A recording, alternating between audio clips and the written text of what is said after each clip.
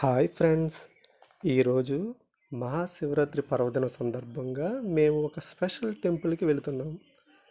అది మా ఊరు నుండి 20 కిలోమీటర్ల దూరంలో కలదు. అది మరేదో కాదు, మీకు చూపిస్తాను. టెంపుల్కి రాగానే మాకు నందీశ్వరుడి దర్శనం అయిందండి. చూడండి, షాపులు, ఈ జన సమూహం చూడండి. మనం వచ్చిన టెంపుల్ దక్షిణ కాశీగా పేరుగాంచిన ఉమా కుక్కటేశ్వర స్వామి వారి టెంపుల్ అండి. ఇది పీఠికాపురం, అంటే మన పిఠాపురంలో కలదు.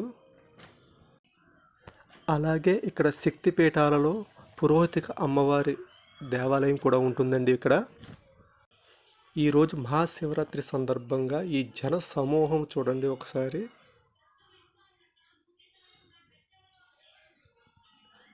ఇది ఉప ముఖ్యమంత్రి మన పవన్ కళ్యాణ్ గారి ఎమ్మెల్యేగా గెలుపొందిన నియోజకవర్గం అండి.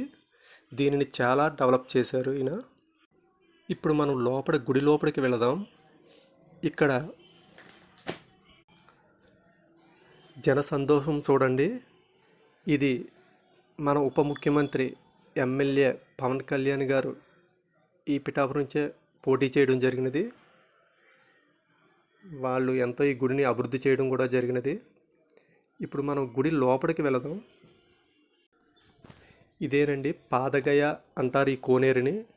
దీనిలో స్నానాలు ఆచరించి పితృతర్పణాలు చేయడం జరుగుతుంది. దీనికి ముఖ్య కారణం గయాసురుడు అనే పూర్వం ఒక విష్ణు భక్తుడు ఉండేవాడు. అతని త్రిమూర్తులు వధించగా తలభాగము బీహార్లోను, నాభి ఒరిస్సాలోను, పాదాలు ఈ పిఠాపురంలోను పడడం జరిగింది. అందుకే ఈ పాదగయకు చాలా ప్రాముఖ్యత ఉన్నది. దీనిలో స్నానాలు గావించి ఈ పక్కనే ఉన్న గోశాల చూడండి ఒకసారి. ఈ రావి చెట్టుకు ప్రదక్షిణ చేసి ఈ శివరాత్రి మహాదినం సందర్భంగా ఆ గోవులకు దర్శనం చేస్తారు.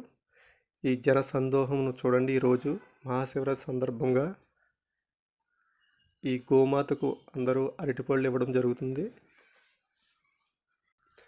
గోమాతకు ఈరోజు మనం పెట్టడం ద్వారా మన పాపములు నశించబడతాయి. ఇవి చూడండి షాపులు ఫ్రెండ్స్.